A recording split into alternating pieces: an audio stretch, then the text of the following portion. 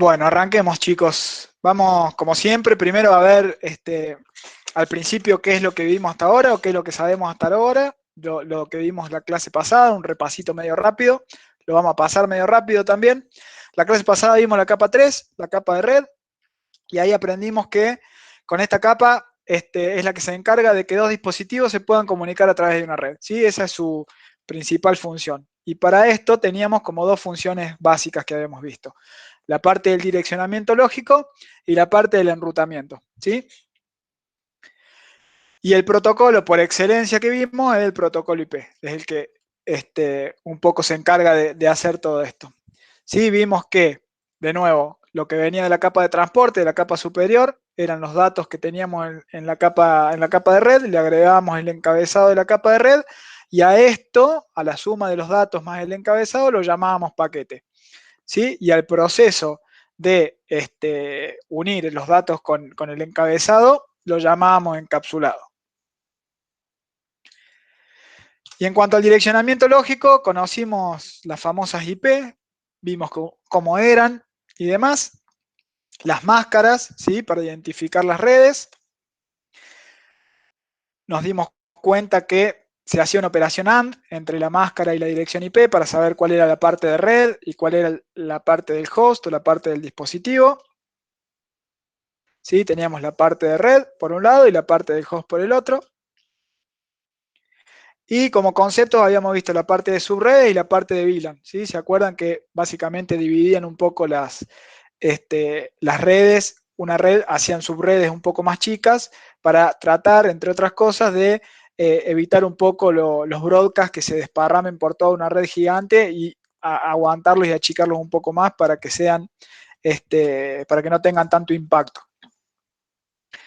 Por el otro lado vimos el tema de las IP, cuáles eran las IP privadas, los rangos que había de IPs privadas y obviamente las IPs públicas, que era el resto, que son las IPs que nos permiten navegar en Internet. Y vimos el concepto de NAT, ¿sí? ¿Se acuerdan que el NAT lo que hacía básicamente era permitir que una red privada a través del NAT pueda salir a Internet a través de una IP pública, que son las únicas que se pueden rutear en Internet y que son las únicas que nos sirven para navegar.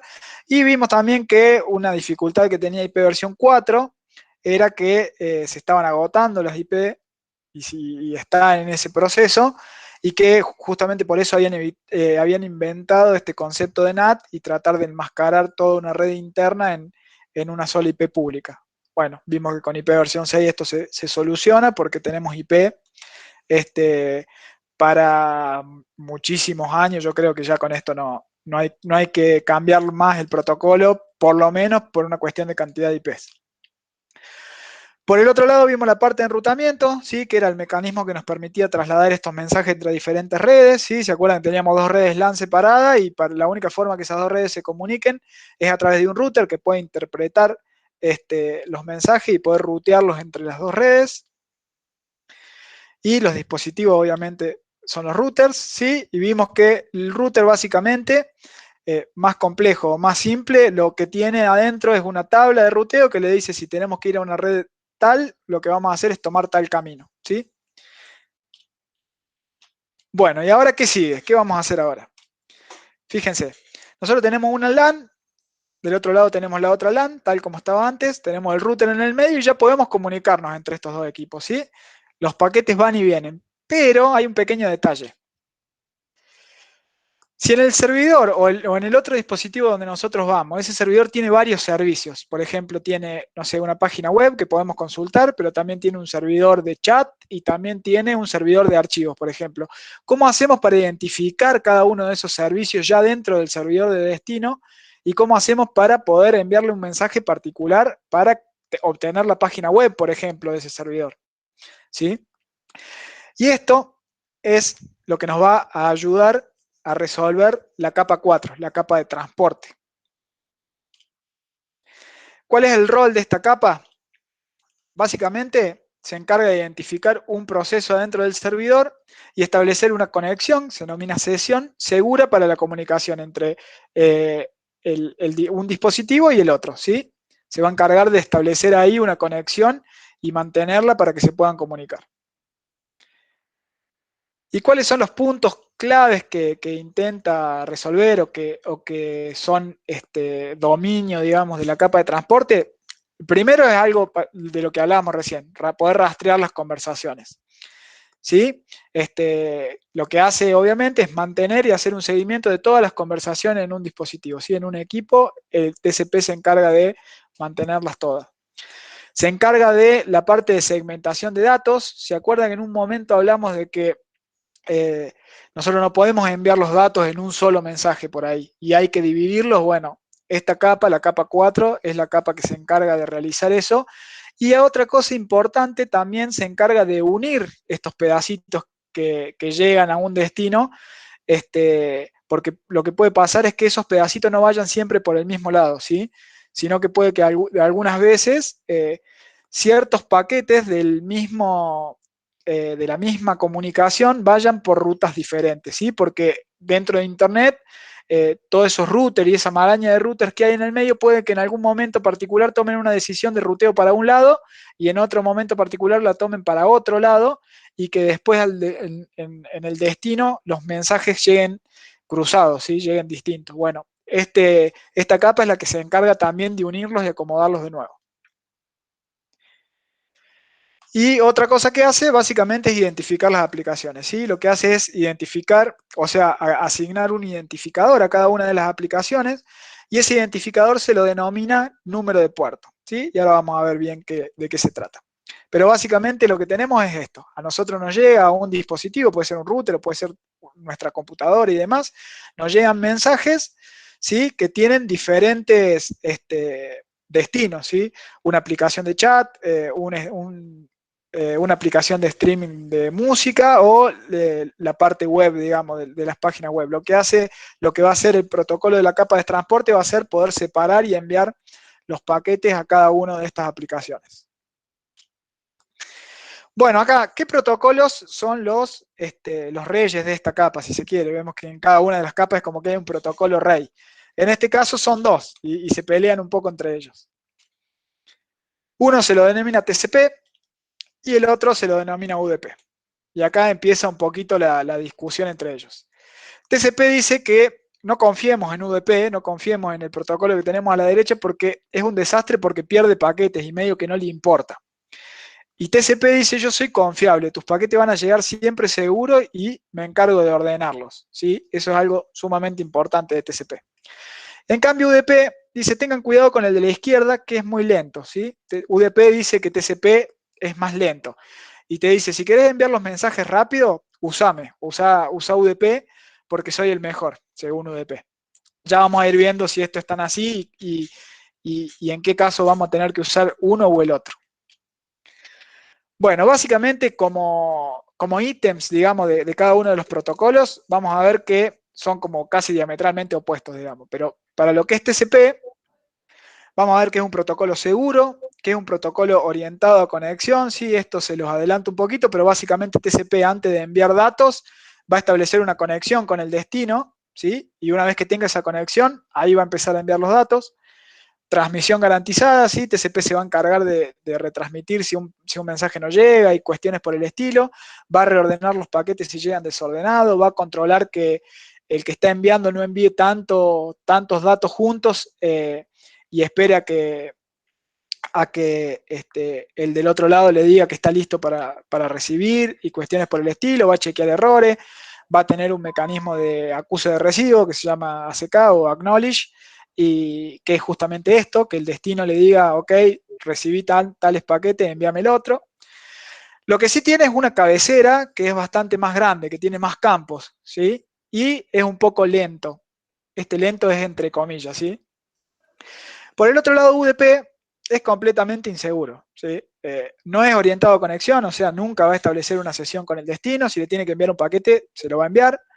No tiene garantías de que los mensajes lleguen o no lleguen o se pierdan, no reordena los paquetes, no controla flujo, no chequea errores, no tiene mecanismo de acuse de recibo, pero lo que sí tiene es que tiene una cabecera que es muy chiquitita, o sea, estas cabeceras, digamos, en cada uno de los protocolos, más allá de que nosotros los veamos, siguen siendo datos que nosotros enviamos a la red y que en realidad son datos que son un desperdicio, no son los datos de la aplicación, son pedazos de cosas que nosotros le vamos agregando a esos datos para poder transmitirlos, ¿sí? Esos datos nos sirven, no son carga útil, si se quiere, en ese paquete.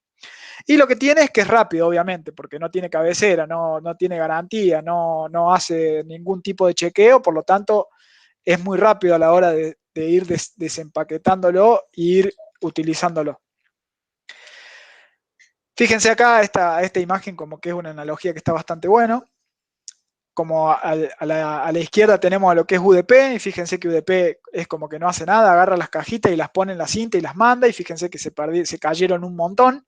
En cambio, TCP es como que habla con el otro lado y le dice, ok, ¿estamos bien? Sí, bueno, ahí te mando, te voy mandando, te voy mandando. Cuando el otro le dice, che, para un poco, bueno, frena y va mandando. Obviamente puede perder algún paquete, pero es un protocolo seguro, digamos. ¿Sí? Es un protocolo que se utiliza cuando nosotros necesitamos seguridad. Y ahora la gran pregunta, ¿cuál usamos? ¿Sí? Perdón.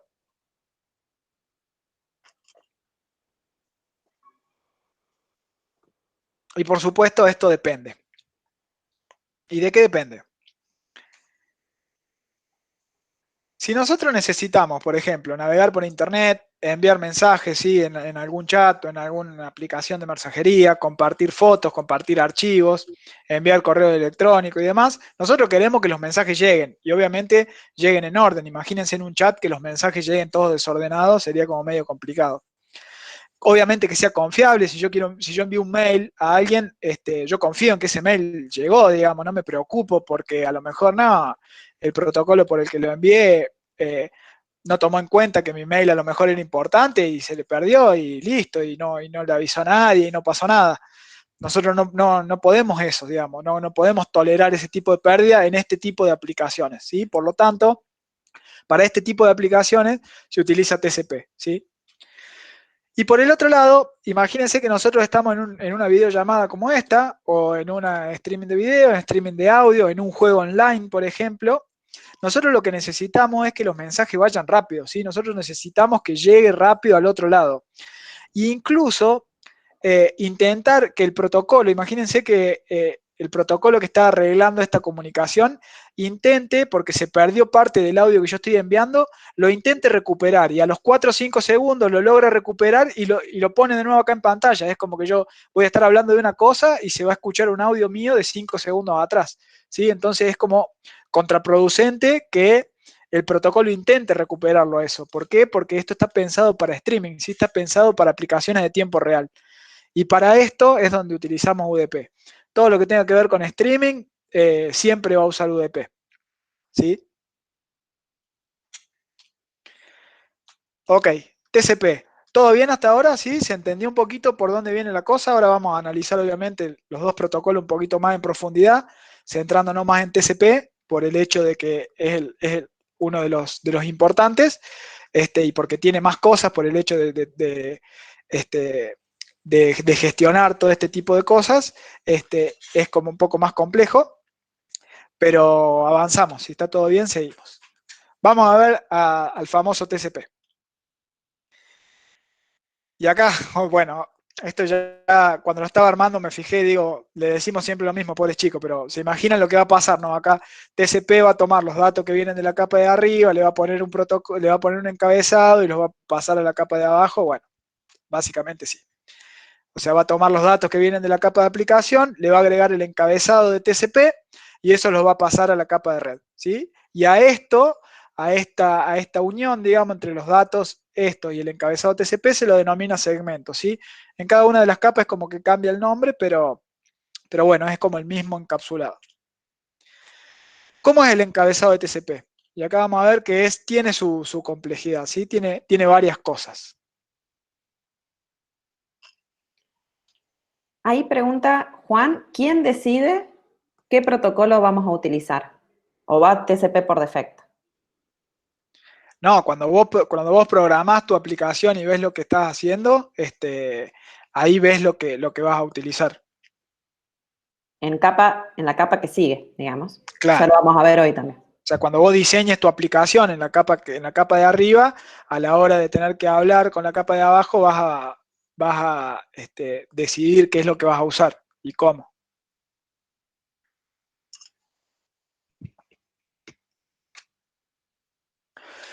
Buenísimo. Bueno, seguimos. Vamos a ver algunos de las partes del encabezado, ¿sí? Lo primero que vemos es un puerto de origen y un puerto de destino. Tranquilo que ya vamos a ver de qué se trata, pero no es más que eso, digamos, es esa la definición, no hay nada raro ahí. Vamos a ver un número de secuencia, ¿sí? Que se utiliza para rearmar los datos, y ahí hay una pequeña pista de cómo hace el protocolo para rearmar los datos. En cada uno de los paquetes que envía, eh, lleva un número de secuencia, por lo tanto después del otro lado se pueden ir acomodando. Por otro lado tiene un número de acuse de recibo, es lo que veíamos del acknowledge o del ACK, ¿sí? Esto lo que hace es quien está, digamos, recibiendo datos, cuando recibe cierta cantidad, envía un acuse de recibo al emisor diciéndole, recibí hasta acá, envíame ahora lo que sigue, ¿sí? Y después hay un montón de bits reservados que están acá, estos reservados y estos bits de controles como que se unieron después, y hay varios bits que son importantes, digamos. Son bits, es un solo dígito, ¿sí? O sea, pueden estar en 0, pueden estar en 1 estos que están acá, ¿sí? Por ejemplo, el bit de SYN es el que inicia la conexión entre los dispositivos, ¿sí? ¿Se acuerdan que les comenté que TCP lo que hace, o en realidad le comenté que era capa de transporte, pero el que lo hace es TCP, ¿sí? Porque UDP no hace nada. Va a establecer primero una sesión antes de enviar los datos. Bueno, el primer mensaje de esa sesión, para que se identifique, va a tener este bit de SYN puesto en 1. El resto lo va a tener en 0. ACK indica que el siguiente mensaje se espera, tiene un bit de fin, que significa que después de ese mensaje que llegó no va a haber más transmisiones. Tiene un bit que si viene en 1 resetea y aborta, digamos, la conexión, es como que la cierra. Y tiene un bit de urgente que indica, el protocolo indica que esos mensajes deberían ser tratados de forma más urgente, ¿sí? Y tiene una ventana que básicamente lo que nos indica es cuántos mensajes o cuántos segmentos puede aceptar el destino antes de recibir una CK, ¿sí? Por ejemplo, tengo que enviar una foto. TCP va a ser el encargado de decir, bueno, esta foto es grande, obviamente, no lo puedo mandar en un solo mensaje, lo voy a dividir en 10. Bueno, lo que dice acá es, esta ventana a lo mejor está seteada, no sé, si se quiere es un ejemplo, pero en 3, por ejemplo. Entonces, el emisor podría enviar 3 segmentos juntos sin esperar que el otro lado le digan que recibieron, ¿sí? Entonces, podría enviar esos 3 sin esperar a nadie. Una vez que envíe esos 3 y completa la ventana, tiene que esperar sí o sí que del otro lado le contesten para poder seguir enviando, ¿sí? Esto es parte de lo que hablábamos del control de flujo y ese tema, ese tipo de cosas. Lo vamos a ver un poquito más adelante. Bueno, y ahora, como quedamos, sí, que la parte clave, si se quiere, de la capa de transporte es el tema de los puertos, pero vamos a ver qué es un puerto. Y básicamente no es ninguna ciencia, es un número que se le asigna a esas conexiones, tanto para el origen como para el destino. Sí, hay un puerto en el origen y un puerto en el destino. Y ahora, ¿qué reglas se siguen en cuanto al número de puertos? Yo puedo poner cualquier número, ¿no? Y en definitiva, o en realidad no se puede poner cualquiera. Hay Ahí quiero ciertas... Sí. hacer una aclaración, es un puerto lógico, ¿eh? No estamos hablando de un puerto físico o una interfaz de un switch. Perdón, a lo mejor parece obvia la aclaración. No, está bien aclarar, obviamente. Es un puerto lógico, ¿sí? A partir de capa, de capa 3 para arriba, digamos, es como que ya todo es una cuestión de código. Ya deja de ser cuestiones de física, digamos, la placa de red, la interfaz, el cable. A partir de acá se habla a nivel de cuestiones que están codificadas, ¿sí? Por más que nosotros no las escribamos ese código, sino usemos cosas que ha hecho otra gente, este, se habla de código, o sea, ese puerto que se abre es un puerto lógico, ¿sí? No es un puerto físico, no lo vean como una interfaz, ¿sí? Bueno, lo primero que vamos a decir con respecto a los puertos es que el rango de puertos va desde el 0 hasta el 65.536, ¿sí?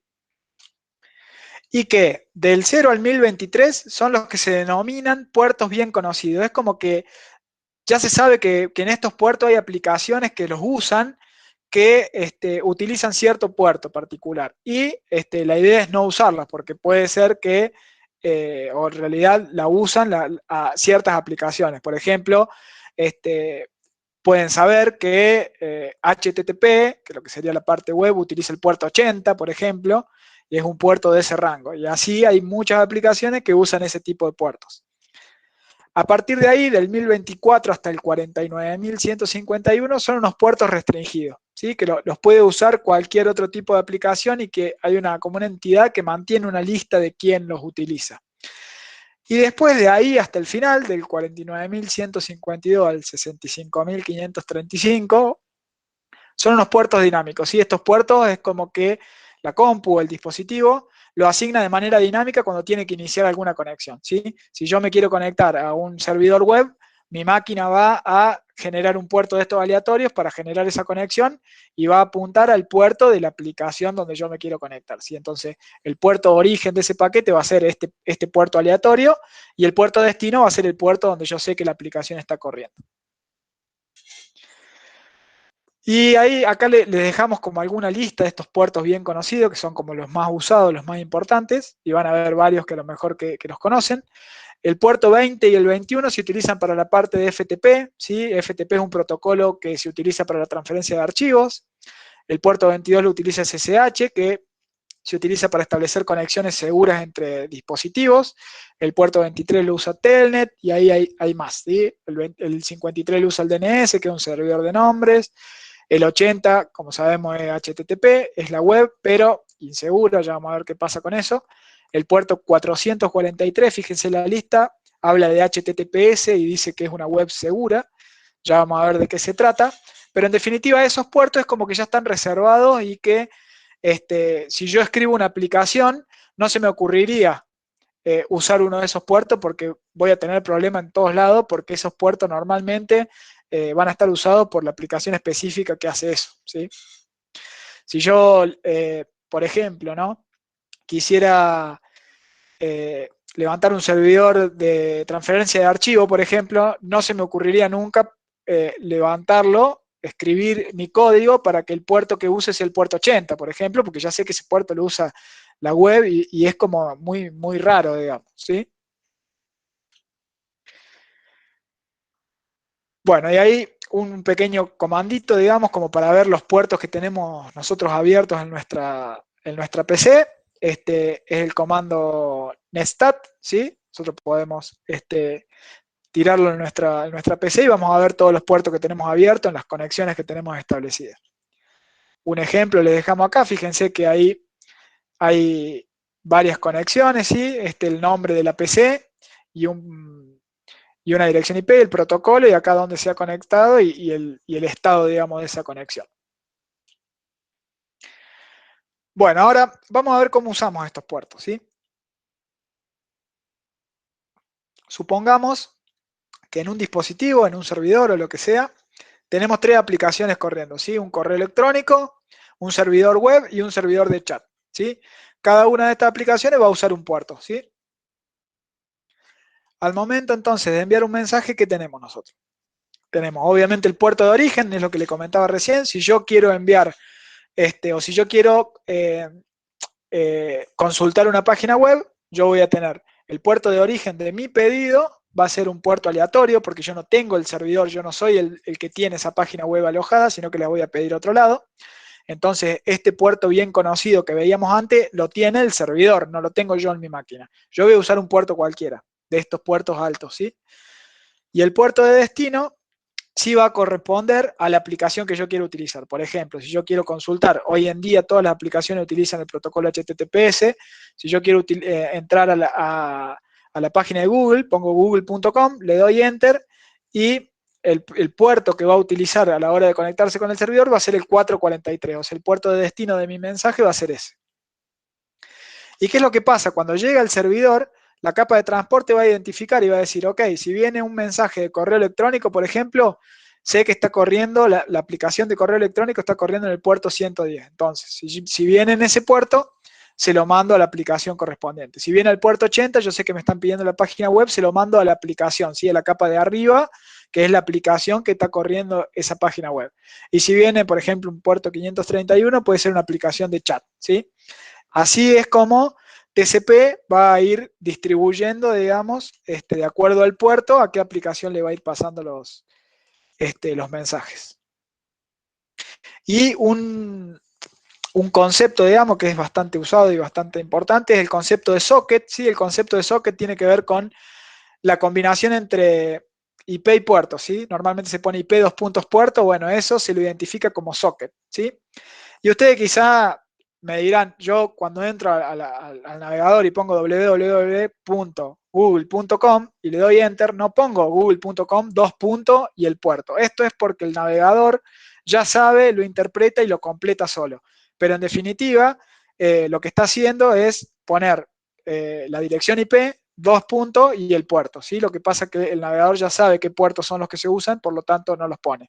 Si nosotros por ejemplo, yo en un servidor mío programo un servidor web y en lugar de usar el puerto 80 utilizo el puerto 10.000, por ejemplo, alguien que quiera consultar mi página web, un cliente, va a tener que poner la dirección IP del servidor que yo levanté 2.10.000, ¿sí? Porque mi página web no está en el puerto conocido por los navegadores como el puerto web, sino que está en un puerto que no lo es, ¿sí?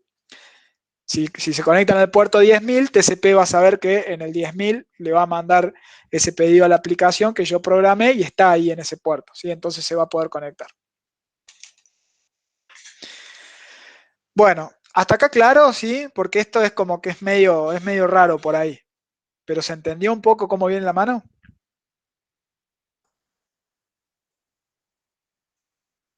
De hecho, ahí hago otra aclaración. Si nosotros en el navegador escribiéramos www.google.com 2.80, lo va a abrir igual, porque probablemente esté abierto para el puerto 80 o para el puerto 443, que es el de... 443, tal cual. Sí, Si tal quieren lo cual. podemos probar, pero va a funcionar lo mismo. O sea, el navegador entiende por defecto ya Sí, esos dos puertos. sí, exacto. Va a funcionar sin problemas. Y si en vez Este, de www.google.com pusiéramos la dirección IP, si la conociéramos, que la podemos averiguar a través de un ping o algo, ya después también lo vamos a probar, también va a funcionar. exacto. Bueno, vamos a ver entonces cuál es el mecanismo, digamos, que tiene TCP a la hora de establecer esta conexión, digamos. ¿Cómo hace para establecerlo? ¿Sí?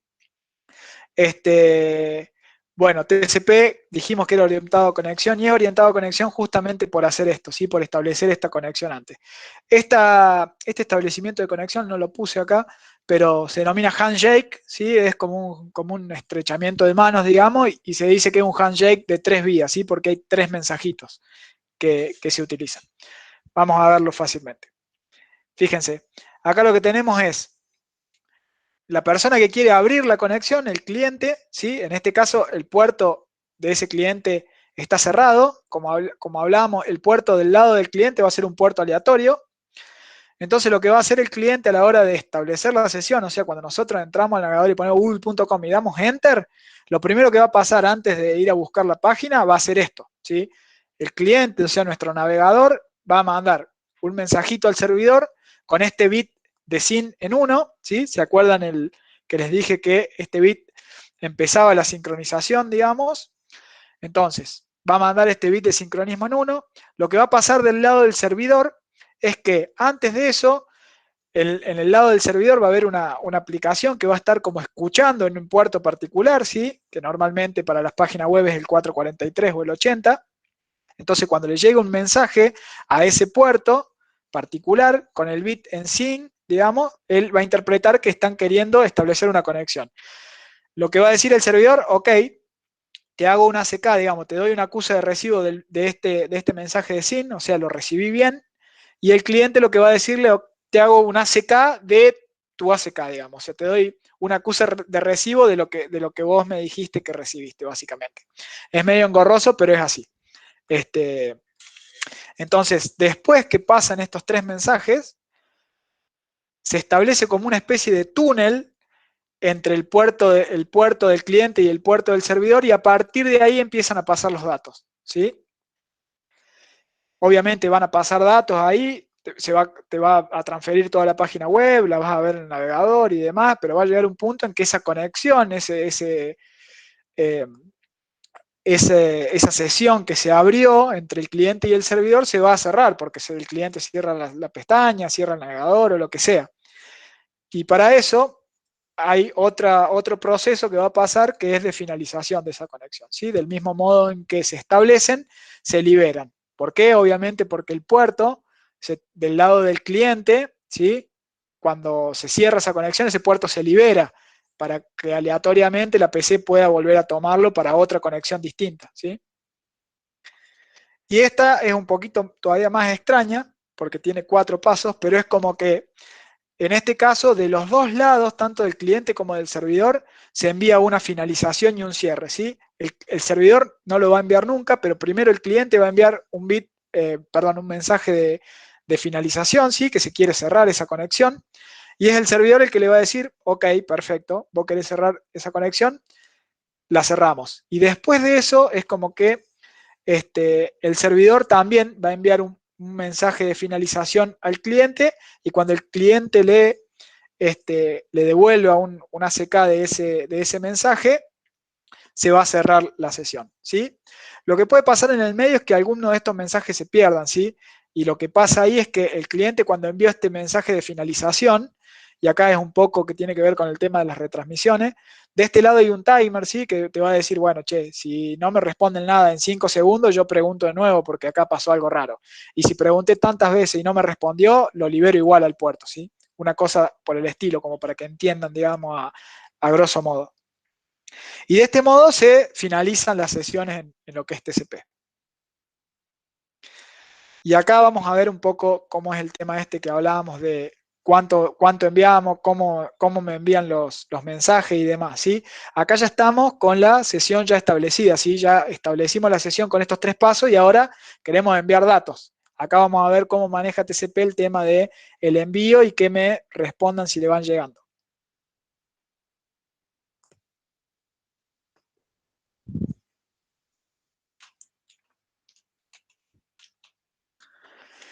Fíjense, parece medio raro, pero lo vamos a explicar lo más fácil que podamos.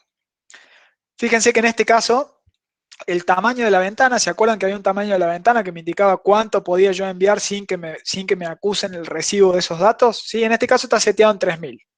Son 3000 bytes, ¿sí? Fíjense que el que envía, ¿sí? Una vez que hicieron el establecimiento de la sesión, se envía y fíjense que acá el emisor envía los primeros 1500 bytes, ¿sí? Envió 1500 y llegaron al receptor. El tamaño de la ventana se achicó un poco, o sea, porque ya envié 1500, me quedan solamente 1500 para enviar. Entonces, ¿qué hace el emisor? Yo tengo una ventana que todavía puedo enviar 1500, voy y envío 1500 más, ¿sí? Envié 1500 más y ya completé la ventana, ¿sí? ¿Qué va a pasar acá? El receptor va a decir, ok, y fíjense el número, es 3001, ¿sí? Lo que dice el receptor acá en el ACK, te dice, hasta el 3000 ya recibí bien, necesito el 3001. Y lo que va dentro del mensaje es el siguiente que necesito, ¿sí? Necesito el 3001. Ok, entonces dice, perfecto, ya tengo el ACK de estos dos, por lo tanto puedo volver a enviar 3000. Entonces, ¿qué va a hacer el emisor? Va a enviar 1500 y va a enviar otros 1500 y luego va a recibir el acuse de recibo esperando el 6001, ¿sí? Y de este modo es como se van fijando cómo van hablando entre ellos para ir enviando partes, digamos, de ese mensaje que por ahí se separó y recibiendo y acusando el recibo. Ahora, ¿qué pasa con el tema de la congestión y el control de flujo? ¿Sí? Fíjense, igual que antes, al principio enviamos los primeros 3000 y recibimos el ACK de esos 3000. Acá el emisor, ¿qué hace? Como recién, envío el 3001 sin problema, pero ¿qué pasó? Se perdió el 3001. El emisor todavía no se enteró que se perdió. Entonces lo que hace es envío el siguiente mensaje y completo de nuevo la ventana que yo puedo enviar. Pero lo que le va a decir acá el receptor cuando reciba este 4501 a 5000, le va a decir, che, yo te mando un ACK, pero el ACK está esperando el 3001 todavía, ¿sí? O sea, lo que va a pasar es, ok, fíjate que pasó algo, pero envíame el 3001 porque lo único que tengo yo es hasta ahí, ¿sí? Entonces lo que va a pasar es que el emisor va a volver a enviar de nuevo el anterior, ¿sí? Y con esto, lo que va a pasar es que va a ir controlando, digamos, la congestión y el control un poco de flujo, lo va a controlar de ese modo, ¿sí? Dami, Sí, ahí te interrumpo con una consulta que hace Juan. sí. Eh, Él consulta cómo se da esto, si es en simultáneo con lo que vimos antes de dirección MAC, dirección IP o es aparte. ¿Querés que lo aclare? Dale, si querés aclararlo vos, metele. Bueno, mira, esto es así. Viste que la clase pasada nosotros llegamos a comunicarnos con una computadora que está en cualquier parte del mundo, ¿sí? A través de los routers íbamos llegando, o sea, teníamos la dirección MAC para conocer la parte física y de ahí íbamos escalando con los routers, íbamos ruteando hasta llegar a una computadora o a un servidor en cualquier parte del mundo. Una vez que nosotros llegábamos a esa computadora, ¿cómo hacíamos a identificar si en esa computadora teníamos un servidor web funcionando, teníamos un servidor de mail o las dos cosas? Por ejemplo, en un server que tengamos las dos cosas. ¿Cómo hacemos a identificar a qué servicio le estábamos pegando? Por ejemplo, si queríamos abrir una web. Eso es lo que se logra a través de las sesiones y de los puertos, ¿sí? Para llegar al servicio de destino. De esa forma completamos la comunicación completa para saber a qué servicio le estábamos pegando. Y entonces, eso es lo que se hace a través de estas tres vías en TCP. Y en UDP se hace de otra forma. ¿Quedó claro? No sé, Dami, si Me querés parece que va a agregar otro algo. lado, digamos, la pregunta. Y Ah, ok. lo que yo interpreto, por lo menos, cada uno de los mensajes estos va a tener la capa 5, la 4, la 3, la 2 y va a pasar, ¿sí? O sea, cuando nosotros armemos un mensaje que va a venir, los datos de la aplicación van a pasar por la capa 4, que le van a agregar el puerto origen y el puerto destino, ese pedacito, digamos, van a pasar a la capa 3, que le va a tener que agregar la IP de origen, la IP de destino, y va a tener que pasar a la capa 2, que le va a agregar la MAC de origen, la MAC de destino, y recién ahí se va a transmitir. O sea, si yo interpreto bien la pregunta, lo que comentaba Juan es si, digamos, si esta parte de TCP va en el mensaje junto con lo que es IP y junto con lo que es MAC. No sé si es eso, digamos, lo que preguntaba, pero en definitiva, cada mensaje que se transmite por la red necesita MAC origen, MAC destino, IP origen, IP destino, y ahora en capa 4, puerto origen y puerto destino. Y ¿Sí? faltan los datos de la aplicación. O sea, cada Y, mensaje tiene un pedacito de cada capa. claro, y obviamente los datos de la aplicación. Ahí va, bien.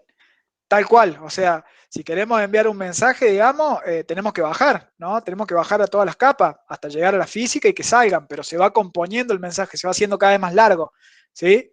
Con todas las capas y los encabezados de cada capa, ¿sí? Porque lo que va a ser, eh, lo que va a pasar, que es lo que vimos y que vamos a ver un poquito mejor ahora, es que cuando nosotros mandemos un mensaje, por ejemplo, un mensaje que tiene puerto origen, puerto destino, porque es un mensaje de capa 4 o que viene en una aplicación, lo que va a pasar es que cuando ese mensaje pase por un switch, el switch solamente va a ver capa 1 y capa 2, pero no significa que ese paquete no tenga las otras capas. El switch no lo ve porque el switch se dedica a manejar eso. El router va a ver hasta la capa 3 porque el router se dedica a ver a dónde ruteo el mensaje a nivel de capa 3, pero cuando ese paquete llegue a la otra punta, al dispositivo final, y empiece el dispositivo final a subir en las capas, él sí va a poder ver la capa 4 y a partir de ahí va a identificar a dónde enviarlo. Sí, todos los mensajes corren en capa 5 si tenemos una aplicación, por ejemplo. Nosotros cuando enviamos el ping es un protocolo que trabaja en capa 3, ¿sí? Entonces el ping lo único que tiene es hasta la capa 3, ¿sí? Porque el protocolo no trabaja en capa de aplicación. Pero, por ejemplo, cuando abramos una página web, obviamente va a estar ahí la capa 5, que va a tener los datos de la aplicación, la página web en sí, la capa 4 que va a tener los puertos, la capa 3 que va a tener las IP, la capa 2 que va a tener las MAC, y ahí se va a ir por la red física. ¿Sí? ¿Se entendió ahí, Juan?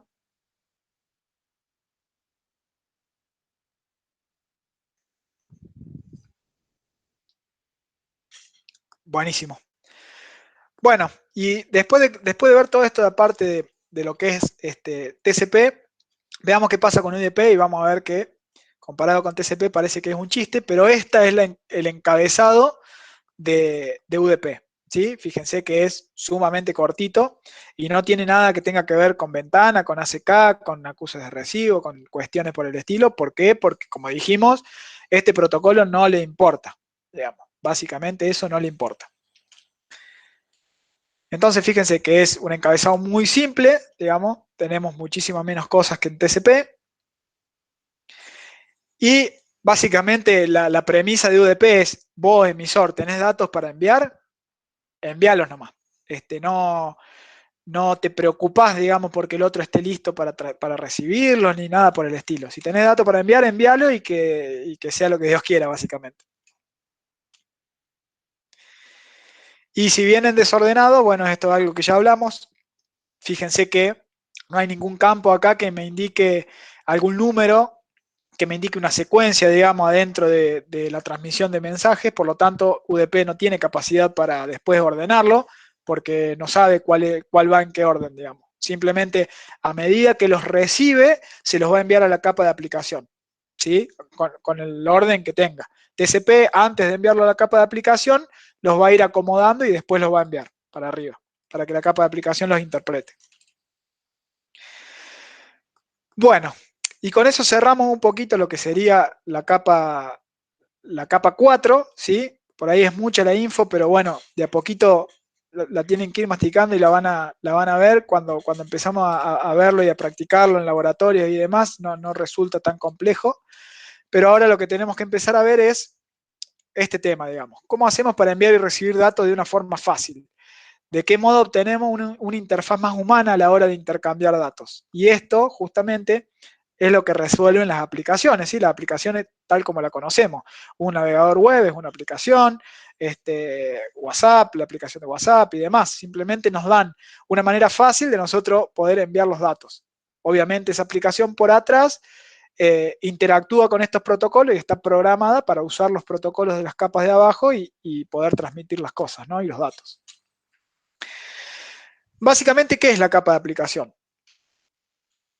Fíjense, la capa de aplicación incluye los protocolos que proporcionan funcionalidad a las aplicaciones de los usuarios finales, ¿sí? Estos protocolos se utilizan para intercambiar los datos entre los programas que se ejecutan en el origen y en el destino. Y acá, esto no tiene nada que ver con la parte de programación, de cómo estén programadas esas aplicaciones y demás. Estos simplemente son los protocolos que nos van a arreglar de acuerdo a qué tipo de aplicación estamos utilizando, de qué modo se deberían enviar y recibir los datos, ¿sí? No tiene nada que ver con cómo se programa esa aplicación. Por ejemplo, lo que es para lo que es la parte web, digamos, si nuestra aplicación funciona en la web, lo que vamos a necesitar es el protocolo HTTP, ¿sí? Sí, por ejemplo, queremos transferir archivos y creamos un programa para compartir archivos, por ejemplo, en nuestra red, lo que vamos a utilizar normalmente es el protocolo FTP. Y si queremos, por ejemplo, realizar un programa que realice llamadas telefónicas vía internet, lo que se denomina VoIP o voz sobre IP, vamos a utilizar un protocolo que se denomina SIP, ¿sí? que sirve para establecer sesiones en lo que es llamadas llamadas por IP. ¿Sí? Entonces, como que cada aplicación o cada tipo de aplicación que queramos utilizar o crear va a tener ciertos protocolos que vamos a tener que seguir a la hora de hacerlas. Y antes de entrar en lo que serían las aplicaciones en sí y ver algunas que nosotros particularmente nos interesan, vamos a ver de qué se trata el modelo cliente-servidor, que a lo mejor en algún momento lo escucharon, pero es sumamente importante y está bueno que lo aclaremos un poquito. El modelo cliente-servidor es un modelo de diseño de software en el que las tareas, digamos, se reparten entre los dispositivos que solicitan información, ¿sí? Que son los clientes, y los dispositivos que responden a esas solicitudes, que se denominan servidores, ¿sí? De este modo se componen las aplicaciones. ¿Y por qué esto es tan importante o este modelo es tan importante? Porque básicamente así funciona la web, ¿sí? Todo lo que tiene que ver con web funciona así. Hay un servidor que tiene la página web y hay clientes, que son en este caso los navegadores, que son los que solicitan cosas, ¿sí? Fíjense, en este caso tenemos clientes que lo que hacen es hacer una petición a través de Internet, esa petición llega al servidor y ese servidor la procesa y le responde al cliente, ¿sí? Y le puede responder a un montón de clientes. Y fíjense, viendo la imagen esta, lo que tenemos básicamente es lo que comentamos. Por un lado tenemos el servidor que tiene un programa, en este caso si es la web va a tener un servidor web que está funcionando y en el mismo está a la espera, o sea, está escuchando en un puerto particular por pedido de cliente. Y acá está bueno el tema de decir que está escuchando, ¿sí? O sea, cuando nosotros creamos un servidor web y levantamos el servicio en algún servidor, lo que hacemos básicamente es que un proceso esté escuchando un puerto, ¿sí? Está escuchando en el puerto 80 y lo que hace es reaccionar cuando alguien envía algo a ese puerto, ¿sí? Entonces, cuando un cliente envía algo al puerto donde yo estoy escuchando, lo voy a procesar, ¿sí? La aplicación lo va a procesar. Y por el otro lado lo tenemos los clientes, básicamente los navegadores, por ejemplo, para la parte de navegación web, ¿sí? Cualquier navegador, el Chrome, el Firefox y cualquier otro, son los clientes para este tipo de aplicaciones y lo que hacen es realizar peticiones y el servidor las procesa y nos la devuelve y lo que hace el navegador después es interpretar esta respuesta que nos da el servidor y pintar la página web, ¿sí? Básicamente eso es lo que hace el navegador, interpreta el código que viene en la respuesta del servidor y puede pintar la página. Bueno, y acá lo que hacen los protocolos de la capa de aplicación básicamente es describir el formato de esas solicitudes y de esas respuestas entre clientes y servidores, ¿sí? Y depende de qué tipo de aplicación hagamos, es el tipo de protocolo que vamos a utilizar. Bueno, ahora, antes de arrancar esto, ¿se acuerdan un poco de al principio cuando dijimos que en todo el curso vamos a seguir como un hilo, como vamos a tener como un hilo conductor? ¿Se acuerdan de qué trataba el hilo conductor o qué era el objetivo que nos íbamos a poner a la hora de seguir el hilo? ¿Alguno se acuerda de eso?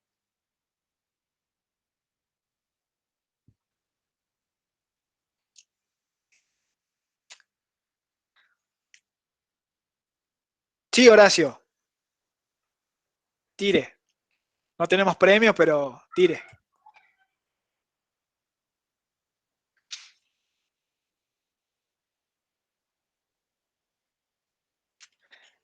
¿No se acuerdan, che? Bien ahí. Bárbaro. Exactamente. Lo que vamos a hacer es crear un servidor web, ¿sí? Por esto, y porque es nuestro objetivo y nuestro hilo durante este módulo y los que siguen, siempre vamos a tener la misma idea, lo que vamos a ver es cuáles son los protocolos que hacen a que las aplicaciones utilizan para poder navegar por Internet, ¿sí? Entonces veamos esto. Volvemos de nuevo al mismo diagramita, una LAN, los routers, y en este caso ya del lado derecho, en la otra LAN, tenemos nuestro servidor web, ¿sí? Entonces, ¿qué vimos antes? Que acá en el dispositivo de la NATI, en el equipo de la NATI, para enviar mensajes, por ejemplo el ping que usamos antes, en ese dispositivo teníamos que configurar un IP, una máscara y un gateway, ¿sí? Este gateway era porque sabíamos que el mensaje no iba dirigido a nuestra red, entonces lo enviábamos a esta patita del router que está del lado de nuestra red, ¿sí? Pero si se fijan ustedes en sus casas, no creo que agarren el teléfono y cada vez que se conecten abran algún lado donde escriben la dirección IP, la máscara, el gateway y demás. ¿Por qué se hace esto? Porque en la generalidad lo que se utiliza es un protocolo que nos resuelve esto y nos hace la vida más fácil en este sentido, que se llama DHCP. Y es el primero que vamos a ver porque tiene que ver con la primera parte, digamos, de tener nuestro dispositivo, por más que no llegamos a la web, listo, ¿sí? Podría hacerse de forma manual también, ¿sí? Sin problema.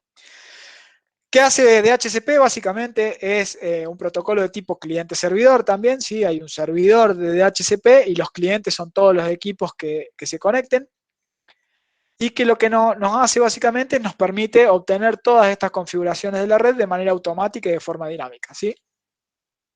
Es bastante fácil, básicamente hay un servidor de DHCP y hay un montón de clientes que cuando inician su su interfaz de red, si están configurados para usar ese protocolo, van a ir a ese servidor a buscar su configuración. Y la configuración básicamente es bastante simple, ¿sí? Consta de 4 mensajes este protocolo para configurarse. Entonces, los mensajes son los siguientes, digamos. Cuando el cliente inicia, ¿sí? Que arranca, lo que va a hacer es enviar un mensaje de broadcast adentro de su red para decirle, che, ¿quién es un servidor de HCP? Necesito una dirección IP acá porque si no, no puedo utilizar la red, ¿sí? Lo que va a decir el servidor es, bueno, mira, tengo esta disponible o tengo esta configuración disponible para vos. ¿Te sirve? Entonces lo que va a decir el cliente es, ok, sí, me sirve esa configuración, esta IP, esta máscara, este gateway y demás. Y el servidor de HCP le va a devolver una CK, de nuevo como un acknowledge, diciéndole, ok, listo, esta dirección IP ya la tenés para vos. Yo no la ofrezco más, obviamente, porque si la llegara a ofrecer, tendríamos equipos con la misma dirección IP dentro de una red y eso no puede pasar nunca. Y básicamente es eso, ¿sí? Se conecta el equipo, realiza el contacto con el servidor de HCP, solicita la dirección, el servidor le devuelve un rango de direcciones y muy importante ahí la palabrita pool, como para que lo tengan presente y le empiece a sonar en la cabeza, es un pool de direcciones lo que tiene el servidor de HCP y de ese pool de direcciones va sacando direcciones a medida que las va entregando a los clientes, ¿sí? Cuando un cliente se desconecta y por cierto tiempo se pierde la conectividad, esa IP vuelve al pool para poder entregársela a otro cliente, ¿sí? Ahí está de nuevo justamente eso mismo que les comenté. Y bueno, y obviamente el servidor de HCP es quien se asegura que todas las direcciones sean únicas en la red. Y acá voy a hacer una pequeña salvedad. Perdón por la interrupción. Nosotros podemos tener en nuestra red un servidor de HCP que entregue un pool de direcciones y que el servidor obviamente se va a encargar de que esas direcciones no se dupliquen en la red. Pero puede que alguien conecte una PC, haga una configuración manual de su equipo, pongo un IP, pongo una máscara, pongo un gateway manualmente, no a través de este protocolo, y puede que ese IP que ponga esté dentro del rango del pool de IP que el servidor de HCP tiene. Y lo que va a pasar es que cuando el servidor de HCP le entregue a otro equipo esa misma IP, vamos a ver que esos equipos que tienen la misma IP van a empezar a tener problemas de conectividad para todos lados, porque imagínense los routers y demás a la hora de tener que encontrar el equipo con la IP, esta IP, es como que va a haber 2 lugares, va a haber como 2 direcciones MAC que van a tener la misma IP, va a haber un caos en la red contra esos equipos. Pero suele pasar, digamos, que tenemos un servidor de HCP y que viene alguien y se configura a mano un IP y está dentro del pool y ahí básicamente empieza a haber problemas, ¿sí? Lo que se hace normalmente es, si hay equipos que necesitamos que tengan una dirección IP estática y que no cambie nunca, porque por ejemplo nosotros tenemos servidores dentro de nuestra red LAN, si nosotros tuviéramos un servidor web adentro de nuestra red interna, nosotros queremos que ese servidor web mantenga su IP, porque si no tendríamos que ir averiguando cuál es la IP del servidor para poder ir a buscar la página web cada cierto tiempo. Entonces lo que se hace es como que se deja cierto rango en donde el servidor de HCP no entrega direcciones IP en ese rango y ese rango es el que se utiliza para los equipos que nosotros necesitamos que tengan una IP específica, ¿sí? Y con esto un poco solucionamos este problema. Bueno, volvamos ahora de nuevo al hilo conductor. Y ahora vemos que a la hora de acceder a la web, sí, abrimos un navegador, Nati abre su navegador y pone www.deservit.com o cualquier otra página web. ¿Y qué pasa? El mensaje va a través de la red y demás, pero nosotros sabemos que los paquetes en realidad hablan a nivel de dirección IP, a nivel de números, no hablan a nivel de nombres, ¿no? O sea, www.deservit.com es un nombre que no se puede enviar a través de Internet. Lo que necesitamos en un mensaje a nivel de capa 3, si se acuerdan de la clase pasada, es una IP de origen y una IP de destino. Por lo tanto, este nombre no tiene mucho, no juega mucho, digamos. Lo que hay acá es un protocolo que se encarga de convertir esto, ¿sí? Que es el protocolo que se llama DNS. Lo que hace básicamente es justamente eso, es un servicio de nombre de dominio. Y lo que hace el servidor DNS es básicamente tener una tablita que relaciona nombres con direcciones IP, ¿sí? Entonces, antes de realizar la petición, ese servidor, ese navegador web, ese cliente, lo que va a hacer es tener que ir al servidor de DNS que tenga configurado y decirle, che, ¿quién tiene la IP o qué IP tiene www.deseroit.com? ¿Sí? El servidor DNS le va a responder con un IP y a partir de ahí el cliente, ¿sí? El navegador, el Chrome, va a poder empezar a armar toda la pila de protocolo, de capas de TCP/IP, va a poder completar la IP de origen y la IP de destino, entonces a partir de ahí va a empezar a bajar y va a poder completar todos los datos que hagan falta para poder transmitir un mensaje. Si no, no lo podemos transmitir. Si no obtenemos un IP, no hay forma, ¿sí? Entonces eso es lo que va a hacer. Y lo que tiene DNS es que se basa en una estructura que es jerárquica, ¿sí? Es como que es como un árbol para abajo, que ya vamos a ver un poquito cómo es, pero es como para que tengan una pequeña idea. Fíjense, vamos a ver como un ejemplito de qué va a pasar. Básicamente, Nati pone en este caso google.com en el navegador, ¿sí? Y obviamente si utiliza el nombre en lugar de IP, no lo aclaré, pero básicamente se inventó esto porque imagínense que cuando tengamos que entrar a Instagram, a Facebook, a Google, a Spotify, a lo que sea, tengamos que acordarnos la dirección IP de cada uno de los servicios. Sería un dolor terrible, digamos, tendríamos que tener, no sé, sería imposible poder utilizar Internet si tuviéramos que usar directamente las IP en el navegador. Por lo tanto, DNS nos resuelve eso, digamos, nos permite que tengamos nombres fáciles de acordar y lindos y que con esos nombres podamos navegar y que sea muchísimo más agradable, ¿no? Entonces, Nati, ¿qué va a hacer? El navegador dice, ok, tengo que ir a google.com, bueno, necesito saber qué IP tiene antes de poder mandar el mensaje porque no puedo armarlo.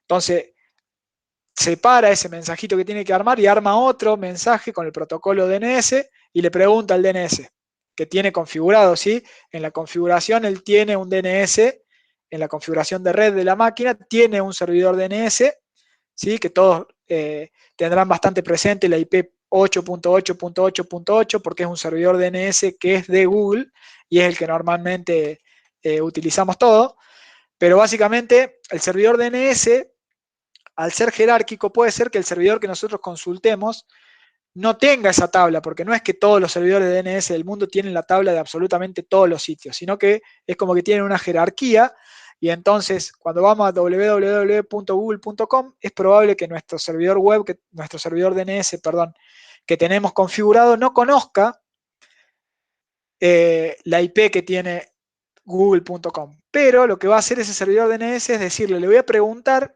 a quien sabe de los dominios que terminan en .com, ¿sí? Y esto que lo que es otro servidor DNS que se denominan servidores de primer nivel, ¿sí? Que tienen los .com, los .org, eh, todo lo que tiene que ver con orden más grande, digamos, orden superior, los .edu, lo de todos los países, los .us, los .ar, todo eso.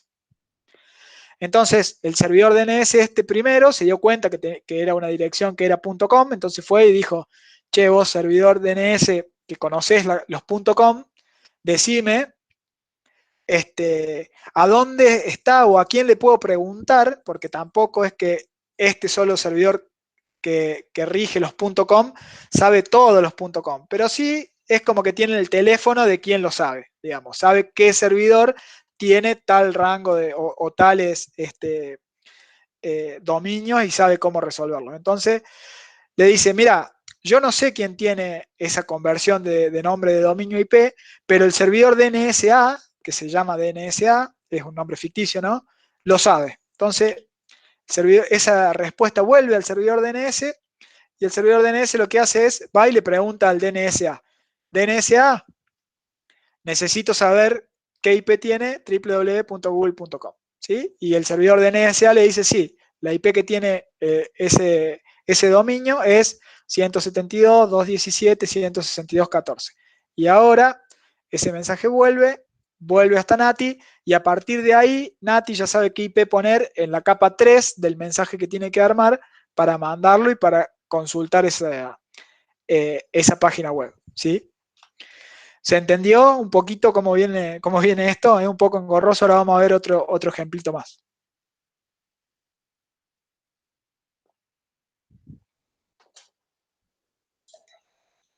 En este ejemplito que vamos a ver ahora se va a ver un poquito más cómo es esa jerarquía y me parece que va a aclarar un poquito algunas dudas. Fíjense. Vamos a ver otro ejemplo más. En este caso es como que nosotros estamos yendo a buscar una máquina o una computadora que tiene un nombre, pero que está dentro de Google, pero más adentro todavía. Está como en un subdominio, si se quiere.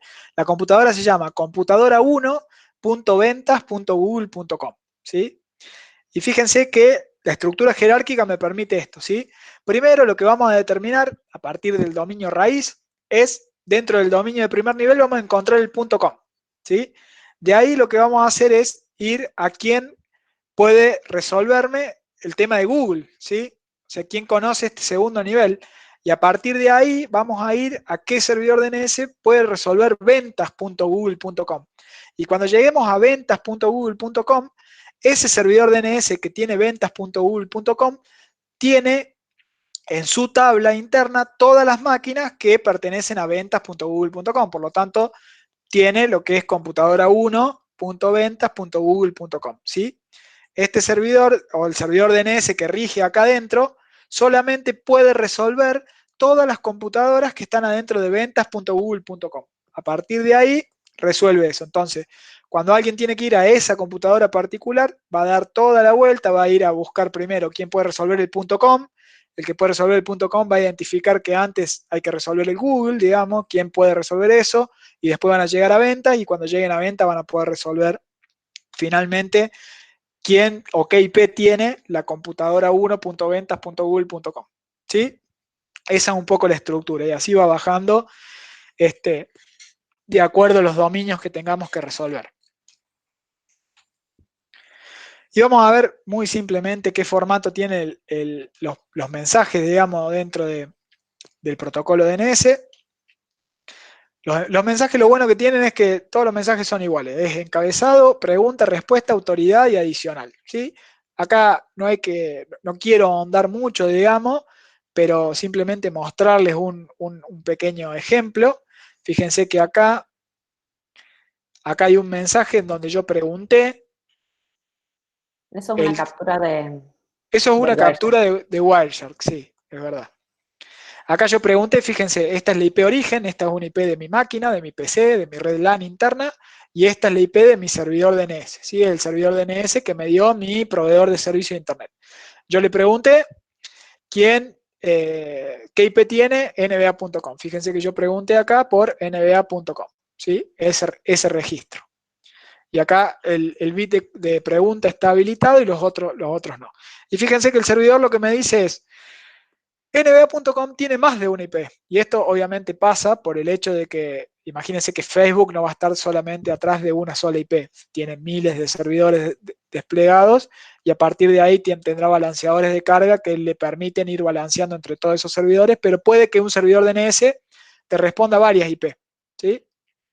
Y a partir de ahí la máquina toma la decisión de usar una. Pero básicamente acá el servidor DNS me dijo, mira, nba.com tenés la IP 18.211.55.24 y así, cualquiera de estas. Podría usar cualquiera de esas, ¿sí? Y a partir de ahí ya tengo la IP de destino del mensaje que quiero enviar. Bueno, y vamos a ver algunas cositas que tienen que ver con los registros de DNS, que son cada una de estas filas, ¿sí? Un registro de DNS no es más que una de estas filas que están en la tabla del servidor DNS. Y hay varias. Hay un registro que es el más común, que si se fijan en el ejemplo, acá lo que se pidió, fíjense, acá está, es un registro tipo A, que es el registro más común que tiene el DNS, los servidores DNS, que básicamente lo que hace es asociar un nombre a una dirección IP, tal cual. Por ejemplo, es una tablita que dice, che, de 0it.com está asociado al IP 25.12.54.32. Ese es el registro más simple. ¿Qué sucede? Hay veces que nosotros lo que necesitamos es asociar un nombre a otro nombre, ¿sí? Y esto es lo que nos permite el registro tipo CNAME en un servidor DNS. El registro CNAME es de canonical name, es como un alias de un dominio a otro. ¿Esto por qué puede pasar? Porque, por ejemplo, nosotros podemos levantar algunos servicios en el cloud y que, por ejemplo, Amazon, en lugar de darte un IP, te da un dominio para ese servicio. Por ejemplo, levantamos una máquina, un servidor en Amazon y en vez de darnos un IP para accedernos, nos da un dominio. Entonces, si yo quisiera que mi dominio, por ejemplo, de 0it.com, vaya a ese servidor que acabo de levantar en Amazon, en el servidor DNS tendría que asociar de 0it.com a la dirección que tenga este servidor. Como este servidor no tiene una dirección IP, sino que tiene un dominio, necesitamos crear un registro tipo CNAME. ¿Sí? Y en este caso, por ejemplo, para buscar lo que sería el registro información.de0it.com, por ejemplo, el registro CNAME sería información. En los registros CNAME no se especifica el dominio, porque obviamente cuando uno crea un registro CNAME está dentro de lo que se denomina una zona, que esa zona es la del dominio en sí, digamos. El dominio en sí podría ser de 0it.com, por lo tanto, si yo quiero información.de0it.com, el registro simplemente lleva información como nombre. Y acá lo estoy asociando a otro dominio, ¿sí? Que es un dominio de la red de Amazon. Y eso me machea. Cuando alguien vaya y consulte a información.de0it.com, lo que va a hacer el servidor DNS es decirle, bueno, información.de0it.com es esto, ¿sí?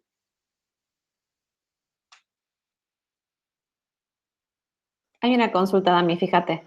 ¿Es factible resolver la IP de dominio que otorga Amazon y cargarlo en el registro simple? Es factible. El problema que puede llegar a pasar es que esas direcciones IP pueden ser dinámicas, ¿sí? Porque cuál es la gracia de los nombres, es que a lo mejor la IP por atrás puede ir cambiando, pero el dominio queda siempre igual.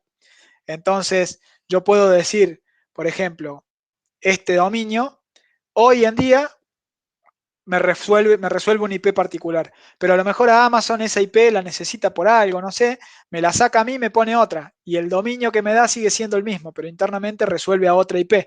Entonces, si nosotros lo que hacemos es resolver a la IP y guardar el registro tipo A, si a Amazon se le ocurre que mi registro ahora, en lugar de tener esa IP, tiene otra, mi registro tipo A va a pegarle a una IP que no es la que tiene mi servidor ahora, ¿sí?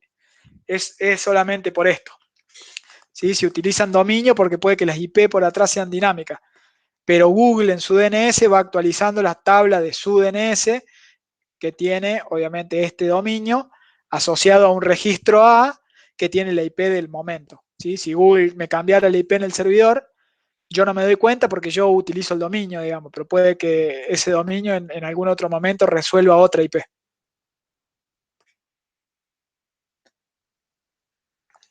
¿Se entiende ahí, Horacio? Ah, excelente, puede ser una IP dinámica, tal cual. Es exactamente lo que dijiste ahí, no alcancé a leerlo bien. Claro, el que había consultado es Federico. Ah, bien, bien, Horacio, ahí, tal cual, exactamente, es eso. Y otro tipo de registro son los registros DNS, que son los registros de servidor de nombres, ¿sí? Y acá es como que voy a tratar de explicar un poquito cómo sería. Imagínense que yo quiero, por ejemplo, tener mi propio dominio, ¿sí? Por ejemplo, de 0it.com. Yo me voy a algún sitio que me permita comprar un dominio. Por ejemplo, yo suelo utilizar GoDaddy, que es un servicio que vos compras un dominio y te lo da, y obviamente tiene su propio servidor de DNS. Pero yo no quiero utilizar los DNS que me brinda GoDaddy. ¿Por qué? Porque suelen ser medios malos. Yo quiero utilizar los DNS, por ejemplo, que Amazon me brinda. Entonces lo que yo tengo que hacer es ir a GoDaddy y decirle, el ente como que el ente autorizado para resolver de 0it.com, que es el dominio que acabo de comprar, no quiero que seas vos, sino quiero que sean estos otros servidores, ¿sí? Y ahí Amazon me da ciertos servidores, entonces lo que yo tengo que hacer es, me voy a GoDaddy y creo un registro tipo NS y le digo a GoDaddy que la autoridad para resolver el dominio que compré va a ser a partir de ahora Amazon, ¿sí? Los servidores de dominio de Amazon. Y a partir de ahí yo en esos servidores de dominio de Amazon puedo ir creando los registros tipo A, los registros CNAME y todo lo que me haga falta, ¿sí? Podría Pero ser un servidor interno. Podría ser un servidor tuyo, sí, podría ser un servidor tuyo, tal cual. Un server local que esté en un data center local de una empresa o en una computadora propia. Tal cual, podría ser un servidor DNS que uno monte donde quiera, tal cual. Por ejemplo, bueno, ese es un servicio que se llama Cloudflare, que es te sirve como DNS y aparte tiene algunas otras funcionalidades que están muy buenas y que se suele utilizar bastante. Nosotros lo utilizamos. Y entonces lo que yo tendría que ir a hacer a GoDaddy es crear un registro DNS y decirle que a partir de ahora en ese registro poner mich.ns.cloudflare.com, que son los servidores de DNS de Cloudflare, de este servicio que nosotros usamos para la hora de resolver dominios. Y en este caso, bueno, queríamos dejar como una pequeña tool, una pequeña herramienta que nos permite consultar sobre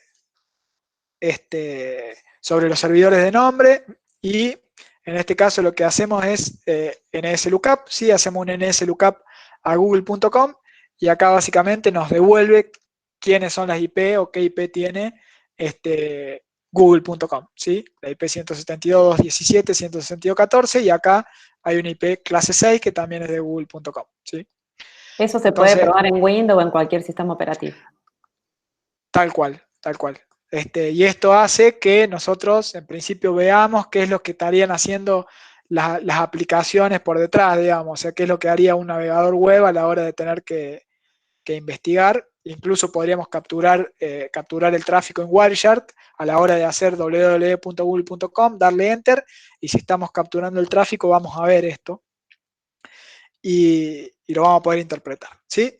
Bueno, vamos que se nos está haciendo un poquito más largo hoy, pero vamos de nuevo al hilo conductor y a partir de ahora, bueno, ya sabemos bastante más cosas, digamos. Ya sabemos que Nati va a escribir de 0it.com, que el DNS nos va a permitir establecer la IP de destino a donde queremos ir y obviamente esa petición se va a ir ruteando internet, va a llegar al servidor, de ahí va a ser enviada al puerto que sabemos que está corriendo el servidor web y a partir de ahí lo que necesitamos nosotros es cuál es el protocolo que nos permite a nivel web especificar de qué modo se tienen que enviar los mensajes y de qué modo se reciben, ¿sí? Y este protocolo es HTTP.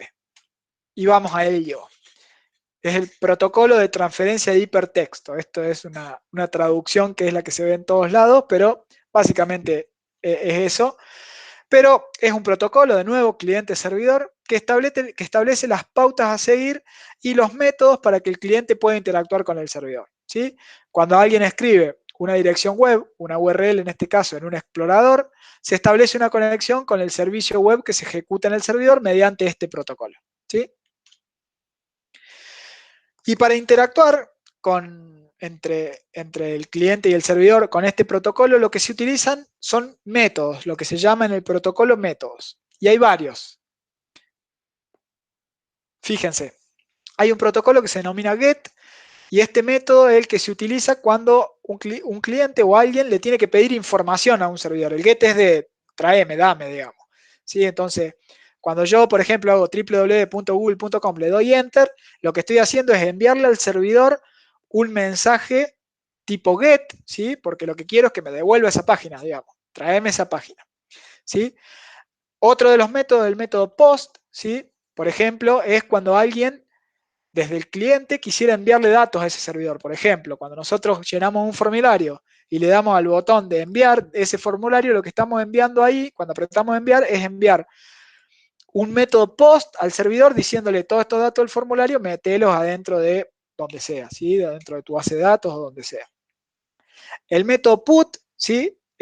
Lo que hace es, si hay datos que ya existían, los reemplaza, ¿sí? Por ejemplo, en un formulario que nosotros editemos, un formulario, por ejemplo, o editemos algún campo en alguna página y le demos de nuevo a enviar, debería enviar un PUT, ¿sí? Al servidor.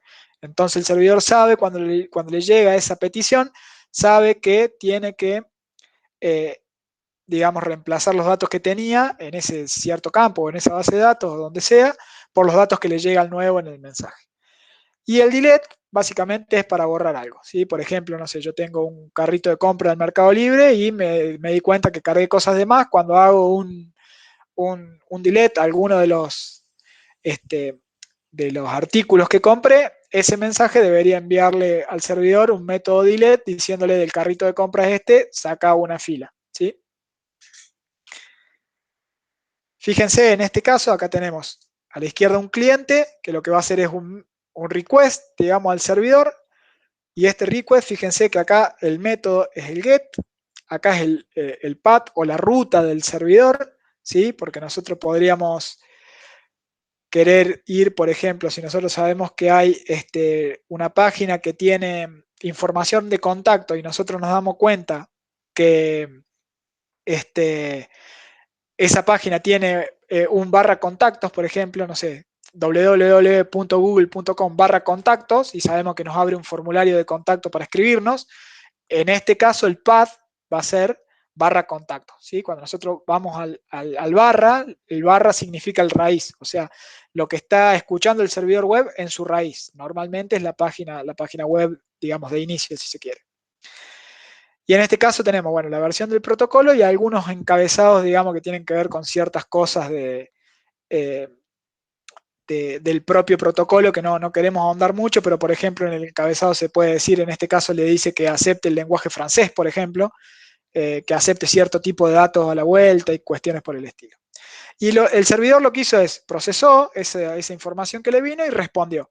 Respondió con un mensaje de estatus, que ya vamos a ver qué quiere decir esto, con un OK, con la versión del protocolo, y en este caso acá tenemos ciertos datos de cierta información, digamos, en este caso te dice qué tipo de servidor web es el que está corriendo, en este caso es Apache, es un servidor web.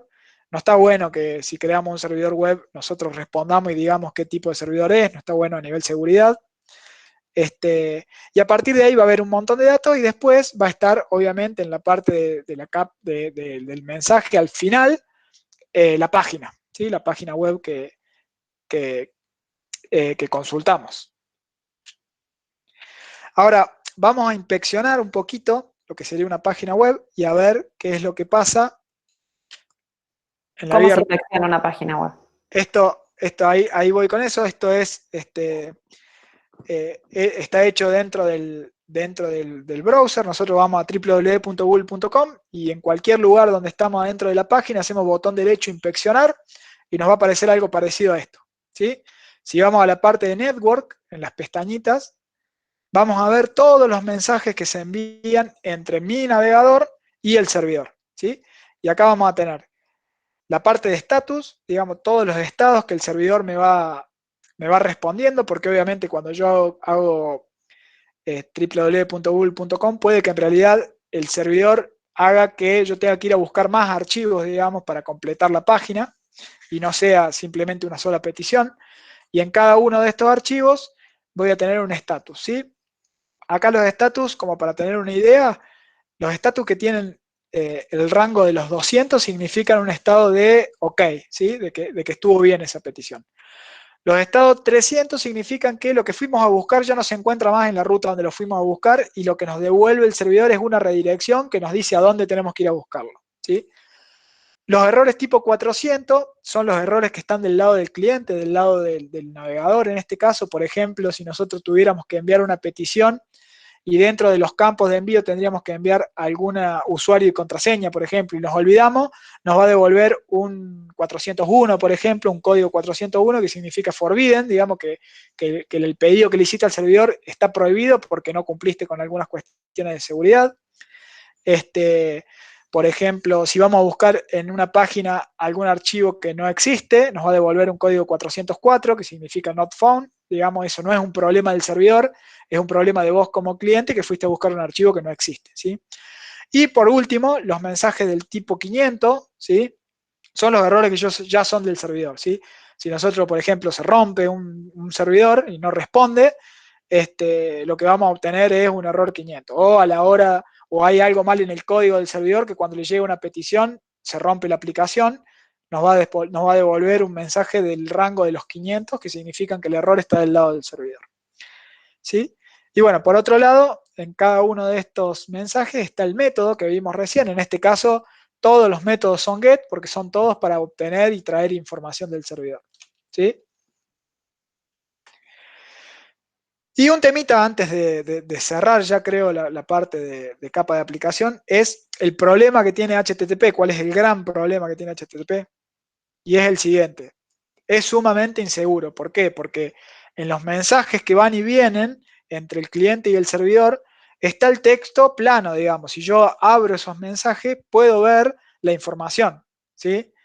Entonces, fíjense que acá yo levanté un pequeño servidor web en mi máquina para levantar una página web muy, muy simple y básica, pero si yo abro el mensaje, tengo acá básicamente el código de mi página, ¿sí?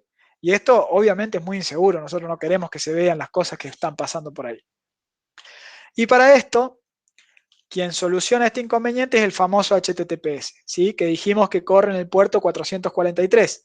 Y básicamente es HTTP con el agregado de una capa de seguridad que utiliza otro protocolo que se llama SSL, que es un protocolo un poco más complejo, más avanzado, pero básicamente lo que hace es segurizarnos esa conexión entre el cliente y el servidor, y a partir de ahí, si nosotros llegáramos a tomar datos de esa conexión, lo que vamos a ver acá básicamente son todas cosas encriptadas y no vamos a poder interpretar qué es lo que se está enviando.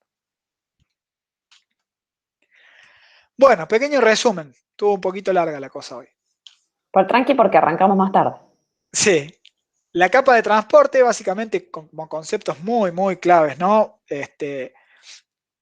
Básicamente se encarga de identificar un proceso dentro de un servidor y establecer una conexión segura para la comunicación, ¿sí? Como concepto clave tenemos la parte del manejo de los puertos, que son y demás, la parte de los protocolos, que son por un lado TCP, que es confiable pero lento, muy entre comillas lento, ¿eh? Lento si necesitamos hacer un streaming, pero no lento para cualquier otro tipo de aplicaciones de las que utilicemos a diario, ¿no? Y UDP básicamente que no es confiable, pero es muy rápido y es ideal para todo lo que tenga que ver con tiempo real. Y por otro lado, aplicaciones básicamente son los protocolos que nos proporcionan la funcionalidad de las aplicaciones de usuario final, ¿sí? Estos protocolos se utilizan para intercambiar los datos entre los programas que se ejecutan en el cliente y el servidor. Bueno, ahora quisimos darle como al final, porque en esta clase como que terminamos con la parte de redes, quisimos hacer como dos filminas de resumen de las cosas que hicimos. Y acá se va a entender un poquito esto que hablamos antes de cómo van bajando los datos hasta que se transmiten, porque nosotros vamos a tener en los dos dispositivos todas las capas y lo que va pasando es la aplicación genera datos y a esos datos le puede llegar a agregar algún encabezado de la capa de aplicación. Esos datos bajan a la capa de transporte, ¿sí? La capa de transporte no entiende que estos datos que llegaron acá es un pedazo de encabezado y un pedazo de datos. Para la capa de transporte esos son datos. ¿Qué hace la capa de transporte? Le engancha el encabezado de la capa de transporte, ¿sí? Le va a agregar el puerto origen, puerto destino y todo lo que vimos hoy. ¿Y qué hace? Baja eso a la capa de red. De nuevo, la capa de red no tiene idea de puertos, ¿sí? Para ella todo lo que viene acá son datos. ¿Y qué hace la capa de red? Agrega el encabezado de red. Agrega la IP de origen, la IP de destino, todos los campos que vimos, TTL y todos los campos que vimos en la clase pasada. ¿Y qué hace? Vuelve a bajar. De nuevo, la capa de enlace de datos no entiende lo que le llegó. Para ello, todo eso es datos. ¿Y qué hace la capa de enlace de datos? Agrega el encabezado de la capa de enlace de datos y el trailer, ¿sí? ¿Se acuerdan que la capa de enlace de datos agregaba este trailer? Y a partir de ahí, todo esto, cuando llega hasta acá abajo, se transforma en unos y ceros y se envía del otro lado. Y del otro lado, lo que va a ir haciendo cada una de las capas es el proceso inverso, ¿sí? Cuando llegue acá, cuando llega enlace de datos, va a leer los datos, va a decir, che, esta es la Mac mía, que están buscando mi Mac en este mensaje acá largo. ¿Se está buscando la Mac que yo tengo? Sí, listo. Tiro el trailer, el, tiro el encabezado de la capa de enlace y subo eso. Y la capa de red sí puede interpretar que de estos datos hay parte que es encabezado y hay parte que es dato, y se fija, la IP a la que están buscando es la IP que tengo yo, sí, y algunas cosas más del encabezado de IP, listo. descarto el encabezado IP y subo los datos para arriba. Transporte va a decir, che, ¿a qué puerto tengo que enviarlo dentro del dispositivo, dentro de acá del dispositivo 2? ¿A qué puerto va dirigido? Porque yo ya sé que va a mi Mac y a mi IP, o sea, es un mensaje para mí. ¿A qué puerto dentro de mi servidor están queriendo enviar este mensaje? Ah, es al puerto 80, perfecto. Lo mando al puerto 80 dentro del servidor y tiro esta capa y ahí llegamos a la aplicación, ¿sí? Del otro lado. Esa aplicación es el servidor web, ¿sí? O puede ser el cliente, digamos. En los dos dispositivos pasa lo mismo. Cuando el servidor le responda al dispositivo 1, los datos que vengan del servidor van a venir por acá y van a subir del mismo modo, ¿sí? Y se van desencapsulando y subiendo. Y al momento de enviarlo se van armando, empaquetando y bajando, ¿sí? Con esto quedó como bastante más claro, me parece a mí, el concepto, digamos, de todo esto que fuimos viendo a lo largo de las clases. Me dicen si les parece que es así o no, pero nos parecía que estaba bueno poner algo de este estilo. Bueno, genial, buenísimo. Y ahora, una cosita más como súper recordatorio, muy así, a gran nivel, o a un nivel muy alto, pero básicamente para que entendamos que, por un lado, tenemos la capa física, que lo único que sabe es de bits, de temporización y sincronización de esos bits para que vayan de un lado al otro. La capa de enlace de datos, que lo más importante es el tema de la MAC de origen y la MAC de destino. La parte de red, que lo más importante que vimos es la parte de las direcciones IP y origen y destino. La capa de transporte, que habla de números de puerto, ¿sí? De origen y destino, y eso se asocian a procesos dentro de los equipos. Y aplicaciones básicamente que son los protocolos que nos permiten utilizar ciertas aplicaciones, ¿sí? Y bueno, como todas las clases de nuevo, una vez que terminamos esto, nos vamos a ver un poquito el navegador y a interpretar esto, ¿sí? Fíjense, yo tengo acá el mismo esquema que teníamos antes, pero ahora vamos a ver protocolos nuevos y vamos a ver cosas nuevas, ¿sí? Entonces, vamos a abrir una de las PC de nuevo. ¿Y qué podríamos probar primero? Vamos a hacer una prueba primero. Lo que vamos a hacer es abrir el navegador, vamos a poner la simulación, y lo que vamos a hacer ahora, la clase pasada que hicimos un ping al servidor, ¿sí? Al servidor web, hicimos un ping al 150.002, vimos lo que pasaba en el medio y nos dimos cuenta cómo funcionaba. Ahora vamos a hacer algo similar, pero en vez de hacerle un ping a la IP, le vamos a hacer un ping al dominio, ¿sí? ¿Qué pasa si yo hago un ping a www.d0it.com? Fíjense, acá se armaron como dos mensajitos. Primero un ARP y un mensajito de DNS, juntos. ¿Sí? Y nada tienen que ver con el protocolo. ¿Se acuerdan que el ping utilizaba el protocolo ICMP? ¿Sí? ¿Estamos claros hasta ahí? Fíjense que acá la máquina, antes que nada, se dio cuenta de varias cosas. Primero, de que no sabe qué IP tiene www.deserit.com. Y segundo, no tiene idea cuál es la MAC que tiene el gateway, ¿sí? Por lo tanto, armó el mensajito DNS, pero primero necesita un ARP porque tiene que identificar cuál es el gateway, porque tiene que llegar hasta acá. ¿Por qué? Porque esta máquina, lo vamos a ver si lo podemos mostrar, en la configuración, en algún lado tiene que estar. Fíjense, la configuración del servidor de DNS de la máquina esta es justamente la IP de este servidor DNS que yo levanté acá. Y este servidor DNS lo que tiene básicamente es una tablita que le asocia de 0 IT a la IP. Sí, no tiene más que eso, es eso. Entonces, sabe él que tiene que ir a su servidor DNS porque necesita resolver ese dominio. ¿Sí? Entonces, vamos con el ARP. El ARP va a ir hacia los dos lados. Va a volver del lado del gateway y a partir de ahí va a salir el paquetito DNS. Fíjense, ese paquetito DNS, para que se me abrió feo esto.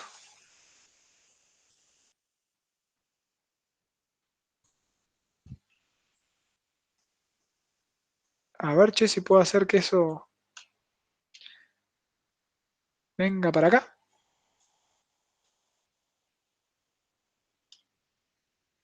Uy, qué feo. Bueno.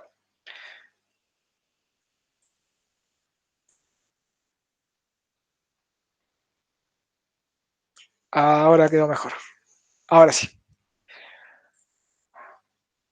Entonces, tenemos el paquete y fíjense en el paquete, cuando vemos todo tenemos capa 2, habla de MAX, capa 3, habla de IP, mi máquina y el servidor de destino. Capa 4, habla de puertos.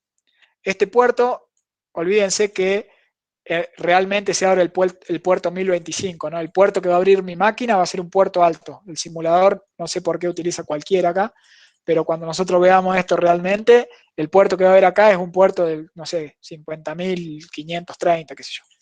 Y el puerto de destino es el puerto 53. El puerto 53 es el puerto que utiliza DNS, ¿sí? Y fíjense que este mensaje es un mensaje UDP, ¿sí?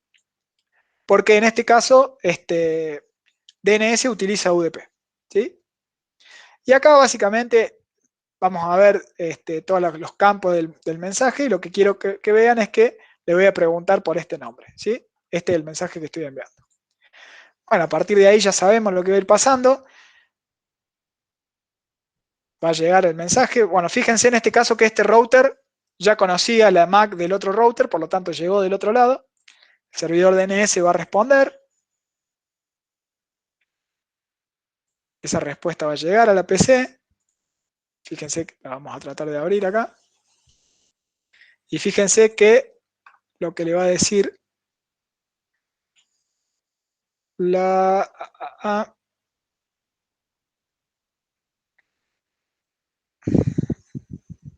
acá está. Fíjense que, bueno, de nuevo, ¿no? Obviamente tenemos la respuesta que tiene los mismos campos, la capa 2, la capa 3, la capa 4, y acá al final la respuesta del servidor DNS fue que el nombre este tiene la IP esta, ¿sí? Eso fue lo que respondió. Obviamente en el medio, las MAC de todos estos mensajes fueron cambiando a medida que iban cambiando las redes, pero la IP origen, la IP destino se mantuvo, y el mensaje este siempre se mantiene, ¿sí? A partir de ahora, fíjense que ya armamos el ping, armamos el mensaje ICMP. ¿Por qué? Porque la máquina ya ahora tiene todos los datos para poder enviar ese mensaje, ¿sí? Entonces, lo que hace básicamente es enviarlo. Llegamos hasta todos los lados, llegamos al servidor, vuelve del servidor y completamos el circuito, ¿sí? Vamos a ir a real time, así pasa, pero básicamente eso fue lo que sucedió al momento de hacer ahora un ping hacia lo que sería el dominio en lugar del IP. Antes tuvimos que ir a resolverlo ese dominio, ¿sí? Eso es lo que pasó. Ahora, fíjense que acá en el simulador, voy a ver si se puede alcanzar a ver mejor, tenemos como un browser, un navegador, una simulación de un navegador. Lo que vamos a hacer ahora es empezar a ver los otros protocolos. Vamos a ver si hacemos www.d0it.com, le damos Enter, y acá de nuevo, lo primero que armamos es un mensajito de DNS. ¿Por qué? Porque de nuevo tengo que ir a resolverlo. ¿Sí? En este caso como que no tiene un caché la máquina, digamos, de resolución de DNS. Vamos a resolverlo. Llegamos y ahora, ¿qué pasó? ¿Qué vendría a ser este paquete TCP acá? ¿Se acuerdan? Porque el protocolo para la parte web dijimos que era HTTP. ¿Qué estará empezando a armar, digamos, la PC acá? Exactamente, Horacio. Lo que tienen que armar entre la PC y el servidor es este handshake de 3 vías, digamos, los 3 mensajitos que vimos que iban a pasar entre el cliente y el servidor para poder establecer esa comunicación. Y quiero ver, a ver si encontramos dentro del paquete, no sé por qué me lo abre así, ahí va, a ver si podemos encontrar acá, y me van a tener que creer, pero básicamente, fíjense, acá lo que me dice,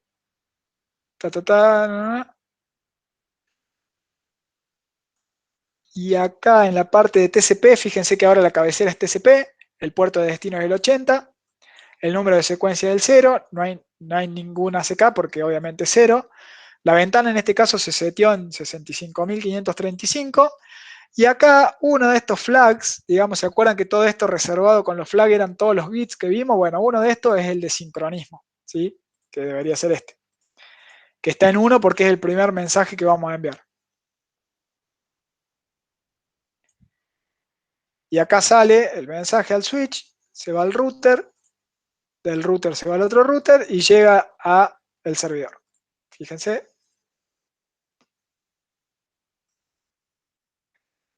Llega al servidor, esto es lo que entró en el servidor, esto es lo que sale del servidor, ¿sí?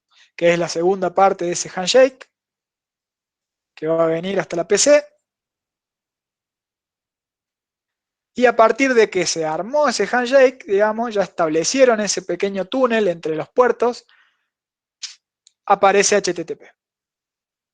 Y este protocolo HTTP lo que va a tener, a ver qué nos muestra el simulador,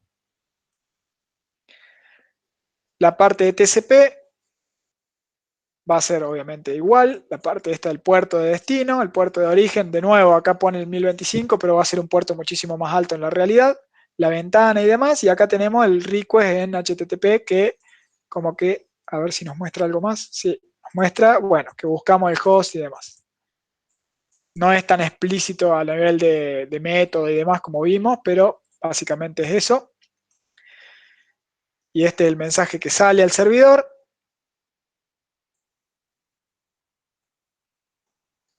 Y que llega al servidor.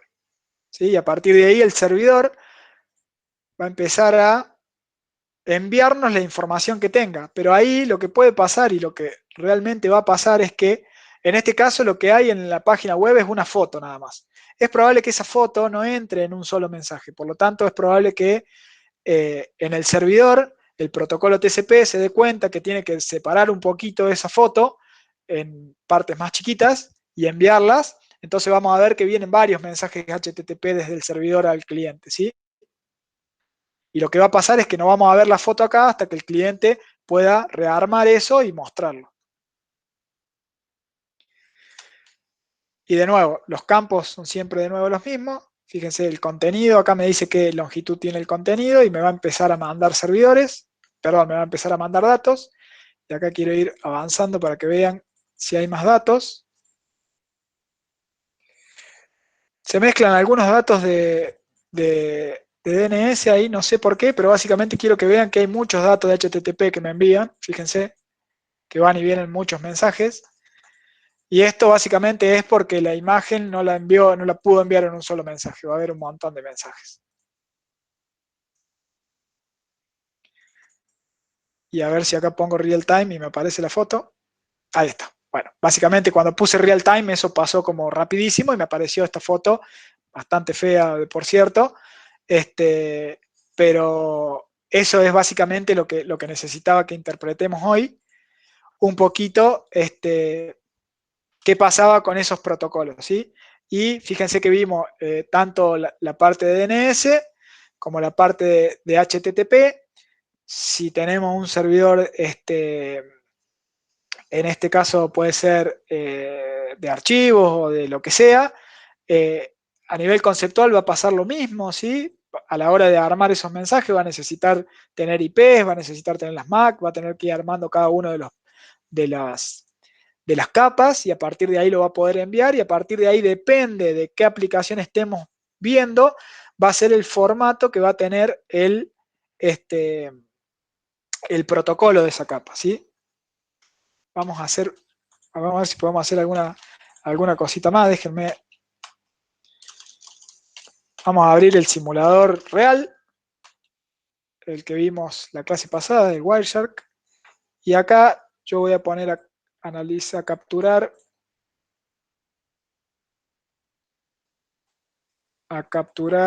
todo lo que tenga que ver con mi interfaz Wi-Fi.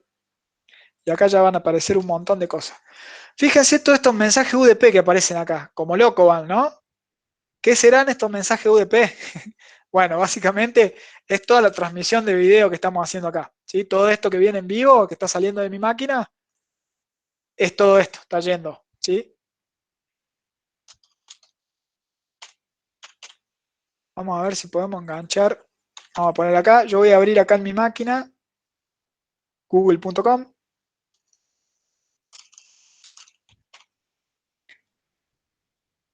Bueno, y acá por más que no pasó, si nosotros podemos filtrar algo, P o TCP. Bueno, acá filtramos un poco de TCP, pero está complicado el tema de poder ver el...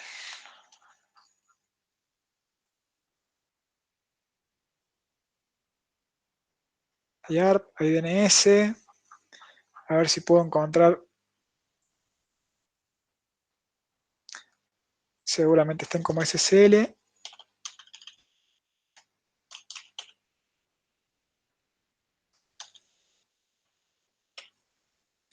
Acá están.